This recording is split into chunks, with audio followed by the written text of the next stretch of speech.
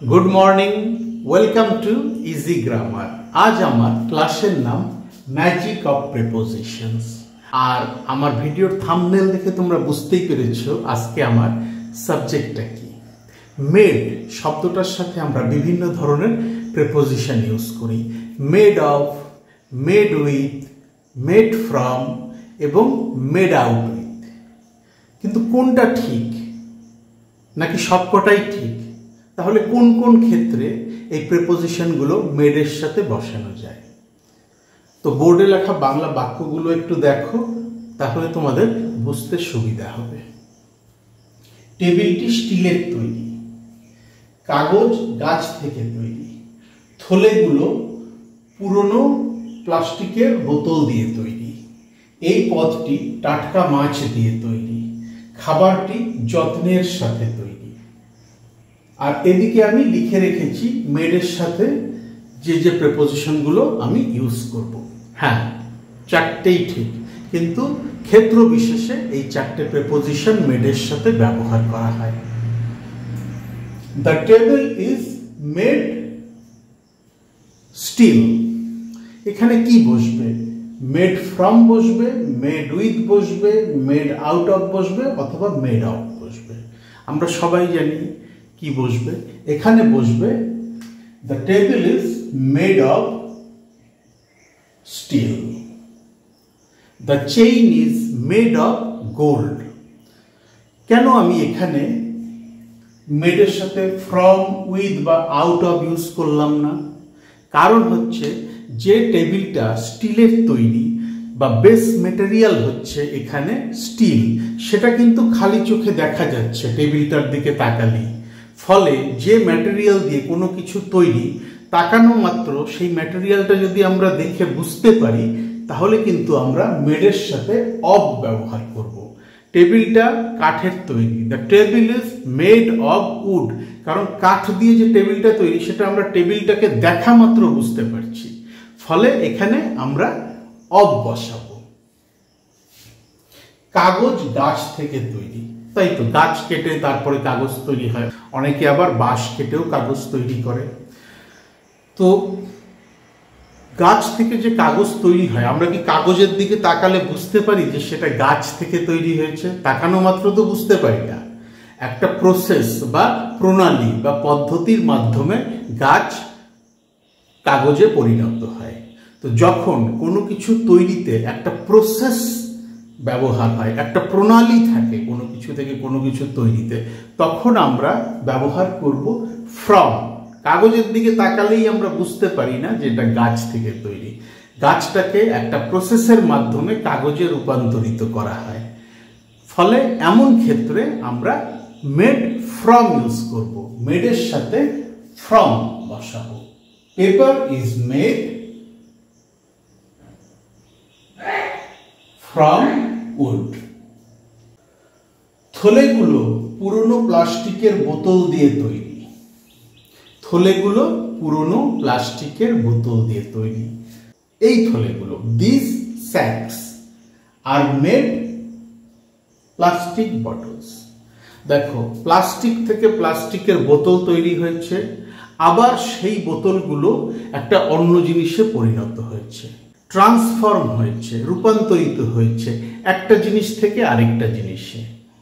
প্রথমে প্লাস্টিক থেকে বোতল তৈরি হয়েছে, তারপর সেই বোতলগুলো ব্যবহার হয়েছে, পুরনো হয়ে গেছে, সেই বোতল দিয়ে আবার প্লাস্টিকের থলি তৈরি হয়েছে। ফলে কি, একটা জিনিস একটা বেস ম্যাটেরিয়াল দিয়ে তৈরি হয়েছে, এখানে বেস ম্যাটেরিয়াল প্লাস্টিক, তারপরে সেই প্লাস্টিকের বোতল আবার অন্য কিছুতে রূপান্তরিত হয়েছে, ট্রান্সফর্মড হয়েছে। এমন ক্ষেত্রে আমরা মেডের সাথে আউট অফ বসাবো। দিস স্যাকস, এই থলেগুলো, আর মেড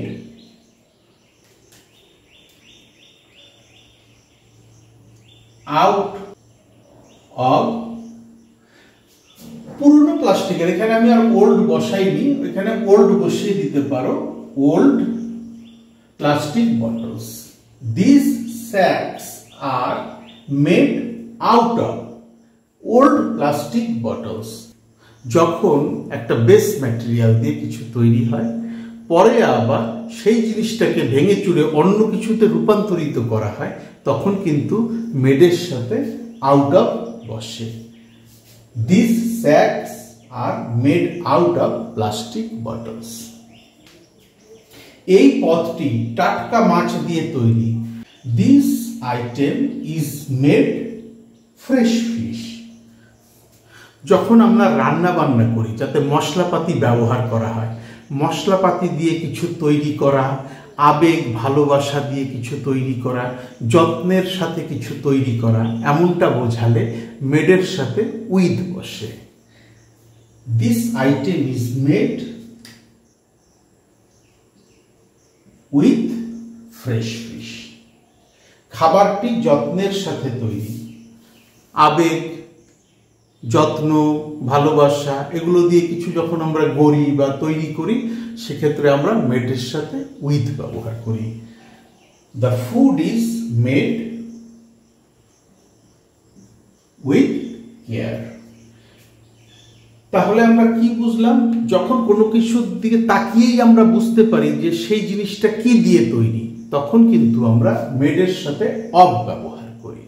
যখন আমরা দেখি কোনো কিছু তৈরি হচ্ছে একটা ম্যাটেরিয়াল দিয়ে, কিন্তু সেটাকে একটা প্রসেসের মধ্য দিয়ে যেতে হয়েছে, একটা পদ্ধতি বা প্রণালীর মধ্য দিয়ে যেতে হয়েছে, তখন আমরা মেডের সাথে ফ্রম ব্যবহার করি। যখন আমরা দেখি যে বেস ম্যাটেরিয়াল দিয়ে কোনো কিছু তৈরি হয়েছে, পরে আবার সেই জিনিসগুলোকে অন্য কিছুতে রূপান্তরিত করা হয়েছে, তখন আমরা মেডের সাথে আউট অফ ব্যবহার করি। আর যখন কোনো কিছু রান্না করা হয় বিভিন্ন রকমের মশলাপাতি দিয়ে, কোনো কিছু তৈরিতে বা গড়ে তোলায় যখন আবেগ, ভালোবাসা এগুলো থাকে, যত্ন এসব থাকে, তখন আমরা মেডের সাথে উইথ ব্যবহার করি। এইবার এখানে একটা সেন্টেন্স আমি লিখেছি যেটা একটু ব্যতিক্রমী। মেডের সাথে আমি অফ বসিয়েছি কখন? যখন আমরা দেখেই বুঝতে পারছি যে জিনিসটা কি দিয়ে তৈরি, কোন ম্যাটেরিয়ালে তৈরি। কিন্তু যখন আমরা মানুষের আর্থিক অবস্থা বোঝাবো, সে কতটা ধনী বা সে ভীষণ ধনী এমনটা বোঝাবো, তখনও কিন্তু আমরা মেডের সাথে অফ ব্যবহার করব। হি ইজ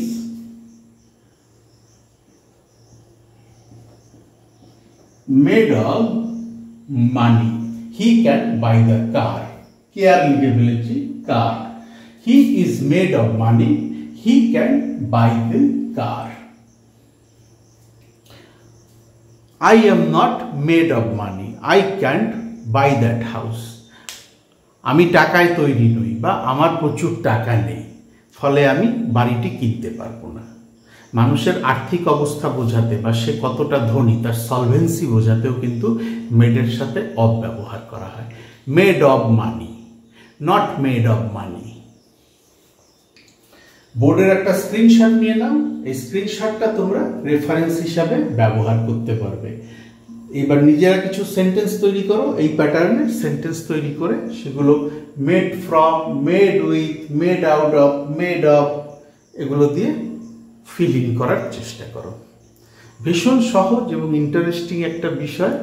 যদি কোথাও আটকে যায়, বুঝতে অসুবিধা হয়, তাহলে আমার ভিডিওর কমেন্ট সেকশনে লিখে জানাও। ডেসক্রিপশন বক্সে আমার ইমেল অ্যাড্রেস দেওয়া আছে, চাইলে সেখানেও যোগাযোগ করতে পারো। Thank you so much for your time and attention.